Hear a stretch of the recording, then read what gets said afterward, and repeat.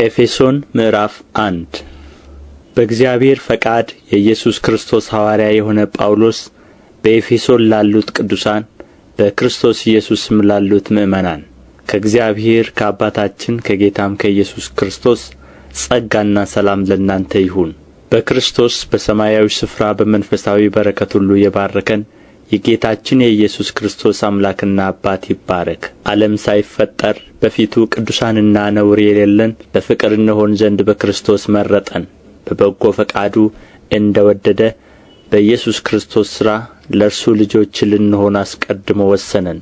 በውድ ልጁም እንዲያው የሰጠን የጸጋው ክብር ይመሰገን ዘንድ ይህን አደረገ። በውድ ልጁም እንደ ጸጋው ባለጠግነት መጠን በደሙ የተደረገ ቤዛነታችንን አገኘን። እርሱም የበደላችን ስርየት፣ ጸጋውንም በጥበብና በአእምሮ ሁሉ አበዛልን። በክርስቶስ ለማድረግ እንደ ወደደ እንደ አሳቡ የፈቃዱን ምስጢር አስታውቆናልና። በዘመን ፍጻሜ ይደረግ ዘንድ ያለው አሳቡም በሰማይና በምድር ያለውን ሁሉ በክርስቶስ ለመጠቅለል ነው። እንደ ፈቃዱ ምክር ሁሉን የሚሠራ እንደ እርሱ አሳብ አስቀድመን የተወሰንን በክርስቶስ ደግሞ ርስትን ተቀበልን። ይኸውም በክርስቶስ አስቀድመን ተስፋ ያደረግን እኛ ለክብሩ ምስጋና እንሆን ዘንድ ነው። እናንተም ደግሞ የእውነትን ቃል ይኸውም የመዳናችሁን ወንጌል ሰምታችሁ ደግሞም በክርስቶስ አምናችሁ በተስፋው መንፈስ በመንፈስ ቅዱስ ታተማችሁ። እርሱም የርስታችን መያዣ ነው፣ ለእግዚአብሔር ያለውን ሁሉ እስኪዋጅ ድረስ። ይህም ለክብሩ ምስጋና ይሆናል። ስለዚህ እኔ ደግሞ በእናንተ ዘንድ ስለሚሆን በጌታ በኢየሱስ ስለ ማመንና ለቅዱሳን ሁሉ ስለሚሆን መውደድ ሰምቼ ስለ እናንተ እያመሰገንሁ ስጸልይ ስለ እናንተ ማሳሰብን አልተውም። የክብር አባት የጌታችን የኢየሱስ ክርስቶስ አምላክ እርሱን በማወቅ የጥበብና የመገለጥን መንፈስ እንዲሰጣችሁ እለምናለሁ። ይህም የልባችሁ ዓይኖች ሲበሩ የመጥራቱ ተስፋ ምን እንዲሆን በቅዱሳንም ዘንድ ያለው የርስት ክብር ባለጠግነት ምን እንዲሆን ለምናምንም ከሁሉ የሚበልጥ የኃይሉ ታላቅነት ምን እንዲሆን ታውቁ ዘንድ ነው። ክርስቶስንም ከሙታን ሲያስነሣው ከአለቅነትና ከሥልጣንም ከኃይልም ከጌትነትም ሁሉ በላይ በዚህ ዓለም ብቻ ሳይሆን ነገር ግን ሊመጣ ባለው ዓለም ደግሞ ከሚጠራው ስም ሁሉ በላይ በሰማያዊ ስፍራ በቀኙ ሲያስቀምጠው በክርስቶስ ባደረገው ሥራ የብርታቱ ጉልበት ይታያል። ሁሉንም ከእግሩ በታች አስገዛለት። ከሁሉ በላይ ራስ እንዲሆን ለቤተ ክርስቲያን ሰጠው። እርሷም አካሉና ሁሉን በሁሉ የሚሞላ የእርሱ ሙላቱ ናት። ኤፌሶን ምዕራፍ 2 በበደላችሁና በኃጢአታችሁ ሙታን ነበራችሁ። በእነርሱም በዚህ ዓለም እንዳለው ኑሮ በማይታዘዙትም ልጆች ላይ አሁን ለሚሠራው መንፈስ አለቃ እንደሆነው በአየር ላይ ሥልጣን እንዳለው አለቃ ፈቃድ በፊት ተመላለሳችሁባቸው። በእነዚህም ልጆች መካከል እኛ ሁላችን ደግሞ የሥጋችንንና የልቦናችንን ፈቃድ እያደረግን በሥጋችን ምኞት በፊት እንኖር ነበርን። እንደ ሌሎቹም ደግሞ ከፍጥረታችን የቁጣ ልጆች ነበርን። ነገር ግን እግዚአብሔር በምሕረቱ ባለጠጋ ስለሆነ ከወደደን ከትልቅ ፍቅሩ የተነሣ በበደላችን ሙታን እንኳ በሆንን ጊዜ ከክርስቶስ ጋር ሕይወት ሰጠን። በጸጋ ድናችኋልና በሚመጡ ዘመናትም በክርስቶስ ኢየሱስ ለእኛ ባለው ቸርነት ከሁሉ የሚበልጠውን የጸጋውን ባለጠግነት ያሳይ ዘንድ ከእርሱ ጋር አስነሣን። በክርስቶስ ኢየሱስም በሰማያዊ ስፍራ ከእርሱ ጋር አስቀመጠን። ጸጋው በእምነት አድኖአችኋልና ይህም የእግዚአብሔር ስጦታ ነው እንጂ ከእናንተ አይደለም፣ ማንም እንዳይመካ ከሥራ አይደለም። እኛ ፍጥረቱ ነንና እንመላለስበት ዘንድ እግዚአብሔር አስቀድሞ ያዘጋጀውን መልካሙን ሥራ ለማድረግ በክርስቶስ ኢየሱስ ተፈጠርን። ስለዚህ እናንተ አስቀድሞ በሥጋ አሕዛብ የነበራችሁ፣ በሥጋ በእጅ የተገረዙ በተባሉት ያልተገረዙ የተባላችሁ ይህን አስቡ። በዚያ ዘመን ከእስራኤል መንግሥት ርቃችሁ ለተስፋውም ቃል ኪዳን እንግዶች ሆናችሁ በዚህም ዓለም ተስፋን አጥታችሁ ከእግዚአብሔር ተለይታችሁ ያለ ክርስቶስ ነበራችሁ።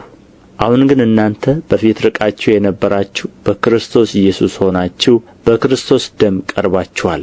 እርሱ ሰላማችን ነውና ሁለቱን ያዋሃደ በአዋጅ የተነገሩትንም የትእዛዛትን ሕግ ሽሮ በመካከል ያለውን የጥል ግድግዳ በሥጋው ያፈረሰ፣ ይህም ከሁለታቸው አንድን አዲስን ሰው በራሱ ይፈጥር ዘንድ ሰላምንም ያደርግ ዘንድ ጥልንም በመስቀሉ ገድሎ በእርሱ ሁለታቸውን በአንድ አካል ከእግዚአብሔር ጋር ያስታርቅ ዘንድ ነው። መጥቶም ርቃችሁ ለነበራችሁ ለእናንተ ሰላምን፣ ቀርበው ለነበሩትም ሰላምን የምሥራች ብሎ ሰበከ።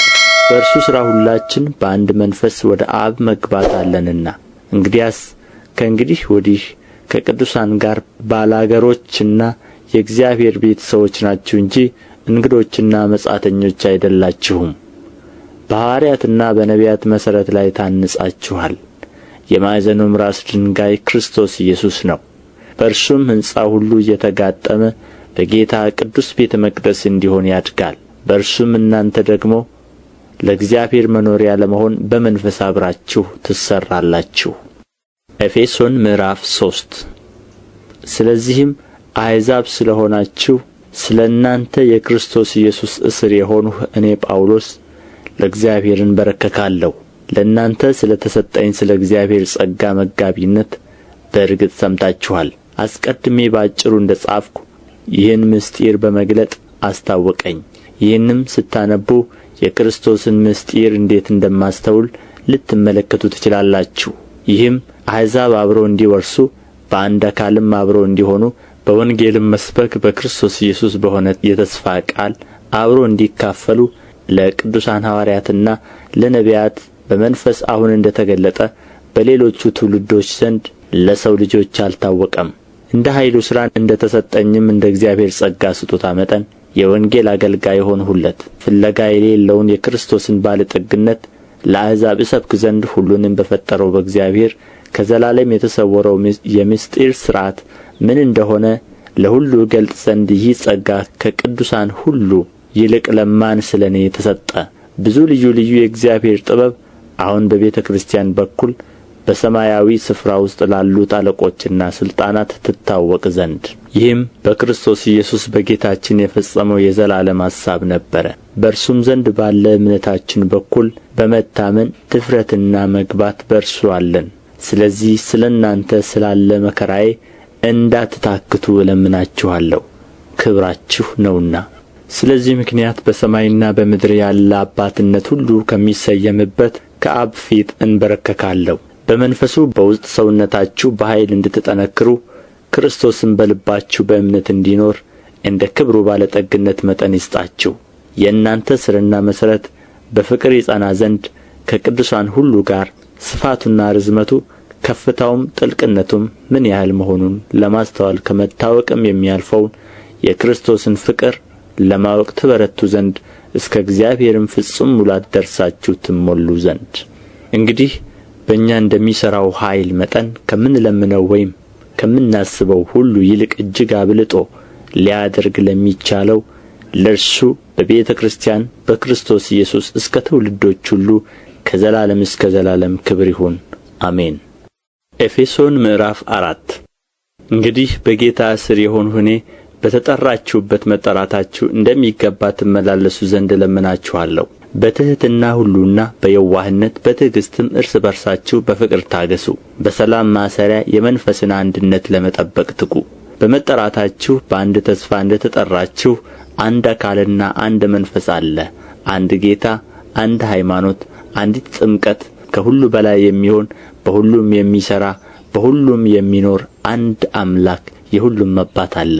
ነገር ግን እንደ ክርስቶስ ስጦታ መጠን ለእያንዳንዳችን ጸጋ ተሰጠን። ስለዚህ ወደ ላይ በወጣ ጊዜ ምርኮን ማረከ፣ ለሰዎችም ስጦታን ሰጠ ይላል። ወደ ምድር ታችኛ ክፍል ደግሞ ወረደ ማለት ካልሆነ ይህ ወጣ ማለትስ ምን ማለት ነው? ይህ የወረደው ሁሉን ይሞላ ዘንድ ከሰማያት ሁሉ በላይ የወጣው ደግሞ ያው ነው። እርሱም አንዳንዶቹ ሐዋርያት፣ ሌሎቹም ነቢያት፣ ሌሎቹም ወንጌል ሰባኪዎች፣ ሌሎቹም እረኞችና አስተማሪዎች እንዲሆኑ ሰጠ።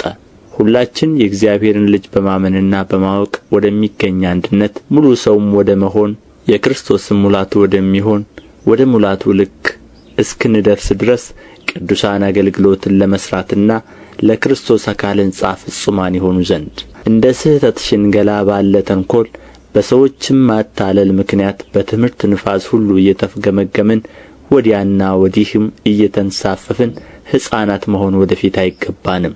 ነገር ግን እውነትን በፍቅር እየያዝን በነገር ሁሉ ወደ እርሱ ራስ ወደሚሆን ወደ ክርስቶስ እንደግ። ከእርሱም የተነሣ አካል ሁሉ እያንዳንዱ ክፍል በልክ እንደሚሠራ በተሰጠለት በጅማት ሁሉ እየተጋጠመና እየተያያዘ ራሱን በፍቅር ለማነጽ አካሉን ያሳድጋል። እንግዲህ አሕዛብ ደግሞ በአእምሮአቸው ከንቱነት እንደሚመላለሱ ከእንግዲህ ወዲህ እንዳትመላለሱ እላለሁ፣ በጌታም ሆኜ እመሰክራለሁ። እነርሱ ባለማወቃቸው ጠንቅ፣ በልባቸውም ደንዳንነት ጠንቅ ልቦናቸው ጨለመ፣ ከእግዚአብሔርም ሕይወት ራቁ። ደንዝዘውም በመመኘት ርኵሰትን ሁሉ ለማድረግ ራሳቸውን ወደ ሴሰኝነት አሳልፈው ሰጡ። እናንተ ግን ክርስቶስን እንደዚህ አልተማራችሁም። በእርግጥ ሰምታችሁታልና እውነትም በኢየሱስ እንዳለ በእርሱ ተምራችኋል። ፊተኛው ኑሮአችሁን እያሰባችሁ እንደሚያታልል ምኞት የሚጠፋውን አሮጌውን ሰው አስወግዱ፣ በአእምሮአችሁም መንፈስ ታደሱ፣ ለእውነትም በሚሆን ጽድቅና ቅድስና እንደ እግዚአብሔር ምሳሌ የተፈጠረውን አዲሱን ሰው ልበሱ። ስለዚህ ውሸትን አስወግዳችሁ እርስ በርሳችን ብልቶች ሆነናልና እያንዳንዳችሁ ከባልንጀሮቻችሁ ጋር እውነትን ተነጋገሩ። ተቈጡ፣ ኃጢአትንም አታድርጉ። በቁጣችሁ ላይ ፀሐይ አይግባ፣ ለዲያብሎስም ፈንታ አትስጡት። የሰረቀ ከእንግዲህ ወዲህ አይስረቅ፣ ነገር ግን በዚያ ፈንታ ለጎደለው የሚያካፍለው እንዲኖርለት በገዛ እጆቹ መልካምን እየሠራ ይድከም። ለሚሰሙት ጸጋን ይሰጥ ዘንድ እንደሚያስፈልግ ለማነጽ የሚጠቅም ማናቸውም በጎ ቃል እንጂ ክፉ ቃል ከአፋችሁ ከቶ አይውጣ። ለቤዛም ቀን የታተማችሁበትን ቅዱሱን የእግዚአብሔርን መንፈስ አታሳዝኑ። መራርነትና ንዴት፣ ቁጣም፣ ጩኸትም፣ መሳደብም ሁሉ ከክፋት ሁሉ ጋር ከእናንተ ዘንድ ይወገድ። እርስ በርሳችሁም ቸሮችና ርኅሩኆች ሁኑ፣ እግዚአብሔር ደግሞ በክርስቶስ ይቅር እንዳላችሁ ይቅር ተባባሉ። ኤፌሶን ምዕራፍ 5 እንግዲህ እንደ ተወደዱ ልጆች እግዚአብሔርን የምትከተሉ ሁኑ። ክርስቶስም ደግሞ እንደ ወደዳችሁ ለእግዚአብሔርም የመዓዛ ሽታ የሚሆንን መባንና መሥዋዕትን አድርጎ ስለ እናንተ ራሱን አሳልፎ እንደ ሰጠ በፍቅር ተመላለሱ። ለቅዱሳን እንደሚገባ ግን ዝሙትና ርኵሰት ሁሉ ወይም መመኘት በእናንተ ዘንድ ከቶ አይሰማ። የሚያሳፍር ነገርም የስንፍና ንግግርም ወይም ዋዛ የማይገቡ ናቸውና አይሁኑ፣ ይልቁን ምስጋና እንጂ። ይህን እወቁ፣ አመንዝራም ቢሆን ወይም ርኩስ ወይም የሚመኝ እርሱም ጣዖትን የሚያመልክ በክርስቶስና በእግዚአብሔር መንግሥት ርስት የለውም። ከዚህ የተነሣ በማይታዘዙት ልጆች ላይ የእግዚአብሔር ቁጣ ይመጣልና። ማንም በከንቱ ንግግር አያታልላችሁ። እንግዲህ ከእነርሱ ጋር ተካፋዮች አትሁኑ። ቀድሞ ጨለማ ነበራችሁና አሁን ግን በጌታ ብርሃን ናችሁ። የብርሃኑ ፍሬ በበጎነትና በጽድቅ በእውነትም ሁሉ ነውና ለጌታ ደስ የሚያሰኘውን እየመረመራችሁ እንደ ብርሃን ልጆች ተመላለሱ።